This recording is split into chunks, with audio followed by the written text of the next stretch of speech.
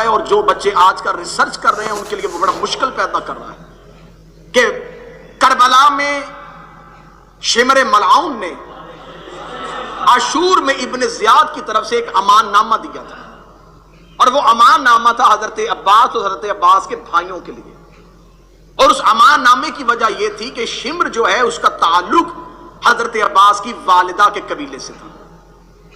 یہ بات اتنی مشہور کی گئی ہے کہ بعض جگہوں پہ باقاعدہ رشتہ معذاللہ ثم معذاللہ لکھ دیا جاتا ہے کہ رشتے کے اعتبار سے ماموں تھا، کیونکہ جناب ام البنین کا جو قبیلہ ہے، جو نسل ہے، جو خاندان ہے، اسی کے ساتھ ہی شمر کا تعلق تھا۔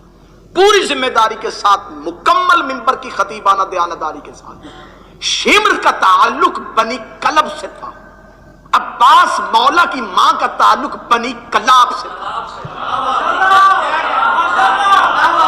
دونوں قبیلوں میں فرق ہے، وہ بنی کلاب میں سے تھی، یہ بنی کلب میں سے تھی۔ بنی کلب یہ وہ عرب کا قبیلہ تھا جو صحراؤں میں بھیڑے پالا کرتا تھا، بھیڑے پال کے شہروں میں جا کے بیچا کرتا تھا۔ شمر ملعون کا تعلق بنی کلب کے ساتھ تھا۔ ہاں، اب آپ مجھ پہ سوال کریں کہ کیا کتابوں میں یہ لکھا ہے، مقاتل میں یہ لکھا ہے کہ امان نامہ آیا؟ ہاں آیا، یہ میں مانتا ہوں، کتابوں نے یہ روایت دی ہے کہ امان نامہ آیا ہے، لیکن وہ امان نامہ رشتہ داری کی بنیاد پہ نہیں دیا۔ میں نے آپ کو شاید دوسری یا تیسری تقریر میں بتایا تھا کہ حسین کے پاس کل 4 علی تھے۔ ایک مجلس میں نے بتایا، جناب محمد حنفیہ، جناب مسلم بن عقیل، جناب عباس ابن علی اور جناب عبداللہ ابن جعفر طیار۔ محمد حنفیہ کو مدینے چھوڑا، عبداللہ ابن جعفر طیار کو کوفے بھیجا، مسلم بن عقیل کو مکہ چھوڑا، جناب عبداللہ ابن جعفر طیار کو، مسلم کو کوفہ بھیجا، صرف اکیلے عباس کو لے کے گئے۔ اب کربلا میں یزید اور یزید کے لشکر کو خوف تھا عباس کا۔ شمر ملعون نے جا کے ایک بھیانک سازش کی، اس نے جا کے کہا کیونکہ ہماری تمہارے قبیلے کے ساتھ ایک تعلق داری ہے بنی کلب کی، بنی کلاب سے، لہذا میں تمہیں اور تیرے بھائیوں کو یہ امان نامہ لکھوا کے لے کے آیا ہوں ابن زیاد سے، اگر عباس اور عباس کے بھائی میدان کربلا سے چلے جائیں محفوظ رستہ دیں گے، ان کی زندگیوں کو امان ہے۔ عباس، تجھے اور تیرے بھائیوں کو میں ابن زیاد سے امان نامہ لکھوا کے لے کے آیا ہوں۔ اب یہ وقت ہے عاشور کا، یہ وقت ہے میدان کارزار کا، کاش وقت ہوتا تو عباس تفصیلی جملے پڑھتے۔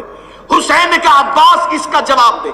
عباس گھوڑے کی زین پہ آئے، حضرت عباس نے ایک ہی جملہ کہا، تبت یدا کا، تیرے ہاتھ ٹوٹے۔ اب علمی جو لوگ بیٹھے وہ اس گہرائی کو سمجھنا، اب وقت نہیں تھا، میدان جنگ ہے اور گھمسان کا رنگ ہے۔ عباس نے ایک جملہ کہا، تبت یدا کا، تیرے ہاتھ ٹوٹے۔ یہ لہجہ عباس نہیں ہے، یہ آیت قرآن ہے۔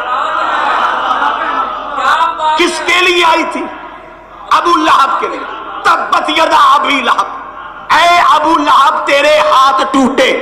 ابو لہب کا آج بھی تاریخ مغالطے میں ہے کہ ابو لہب رسول کا چچا تھا، لیکن ابو لہب رسول کا چچا نہیں تھا، پلا بنی ہاشم میں تھا لیکن خونی نہیں تھا۔ اس کی ماں لونڈی تھی، حضرت عبد المطلب کی کنیز اپنا بیٹا لے کے آئی تھی، پلا تھا اس قبیلے میں لیکن کہلوانا شروع کیا کہ میں بنی ہاشم ہوں۔ خدا نے کہا تبت یا تیرے ہاتھ ٹوٹے۔ یہ جملے لہب کے لیے آئے تھے کہ ابو لہب بیٹا کسی اور کا ہے، پلا کسی قبیلے میں ہے۔ عباس نے وہی اللہ کا لہجہ استعمال کیا، اے شمر تیرے ہاتھ ٹوٹے، تو بیٹا کسی اور کا ہے، نسبت کسی اور سے دے رہا۔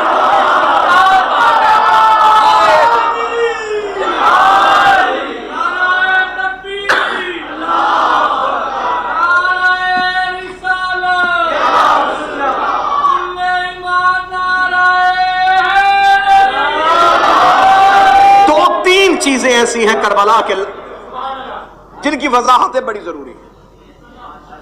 جناب محمد حنفیہ مولا علی کے بیٹے، ان کے لیے آج تک تاریخ نے، مورخ نے مشکوک کیا ہے محمد حنفیہ کا کردار، یہ کہہ کے کہ جناب محمد حنفیہ نے معاذ اللہ العیاذ باللہ امامت کا دعویٰ کیا تھا۔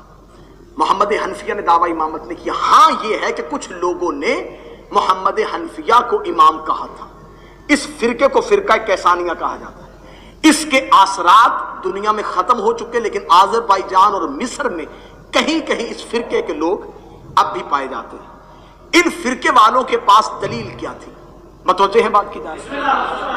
ان کے پاس دلیل یہ تھی کہ بعد از شہادت حضرت امام حسین انہوں نے سید الساجدین کی امامت کو نہیں مانا، انہوں نے اپنی امامت کا تعلق منتقل کر دیا تھا جناب محمد حنفیہ کو۔ اور ان کے پاس دلیل کیا تھی؟ وہ دلیل یہ دیتے تھے کہ مولا علی کے بعد امام حسن امام بنے، پھر امام حسن کا بیٹا امام نہیں بنا، علی ہی کا دوسرا بیٹا امام بنا۔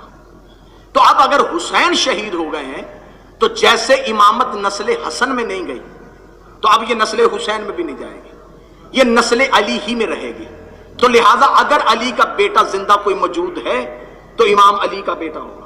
انہوں نے اس ایک عقیدے کی بنیاد پہ مولا سجاد زندان میں تھے، اور انہوں نے کہا ویسے بھی اس وقت امام وقت کا لوگوں کے درمیان موجود ہونا ضروری ہے تاکہ شہادت حسین پہ قیام کر سکے، تو انہوں نے محمد حنفیہ کی امامت کا اعلان کر دیا اور مدینے میں یہ کہنا شروع کر دیا کہ مدینے والوں پریشان ہونے کی کوئی ضرورت نہیں، اگر حسین شہید ہو گئے ہیں تو اگلا امام علی کا یہ بیٹا محمد حنفیہ ہے۔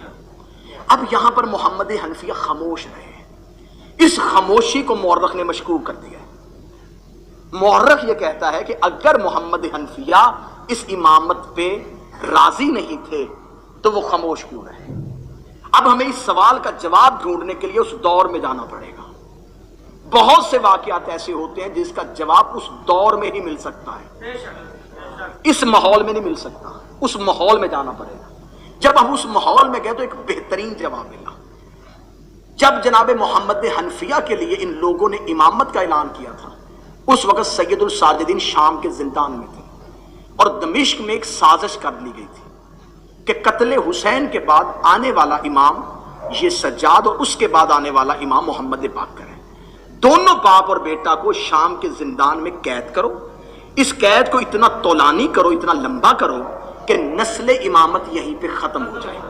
اگر سجاد ضعیفی کی وجہ سے زندان میں مر جائیں تو اس کے بعد جو بیٹا باقر ہے یہ کم سن ہے، لہٰذا اسے بھی زندان میں رکھو تو نسل امامت یہیں سے قطع ہو جائے، تاکہ ہم قتل حسین کے بعد اپنا اصل ہدف پا سکے کہ ہم نے صرف محمد کا بیٹا قتل نہیں کرنا تھا، ہم نے نسل محمد اور نسل امامت کو قطع کر دیا ہے، پھر ہم بنی امیہ بلا شرکت غیر دنیا میں حکمرانی کر سکیں گے۔ ادھر دمشق میں بند کمرے میں یہ سازش ہوئی، ادھر مدینے میں کچھ لوگوں نے محمد حنفیہ کی امامت کا اعلان کر دیا۔ خبر دمشق پہنچ گئی کہ تم سجاد کو قید کر کے بیٹھے ہو، یہ تو امام ہے ہی نہیں۔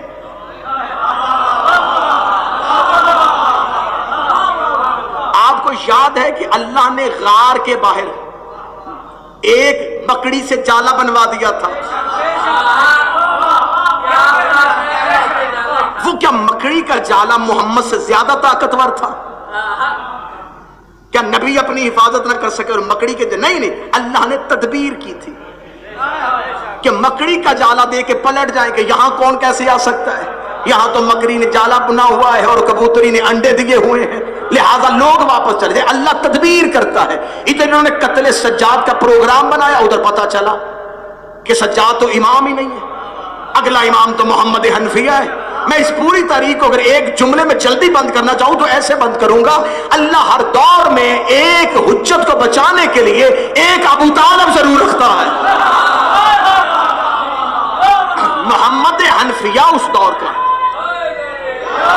جناب محمد حنفیہ اس دور کے ابو طالب۔ بعد میں خطبہ حج کے موقع پر انہوں نے خود سید الساجدین کی امامت کا اعلان کر دیا تھا اور خود یہ لوگوں سے کہہ دیا تھا کہ حجر اسود جس کی گواہی دے گا وہ امام ہے۔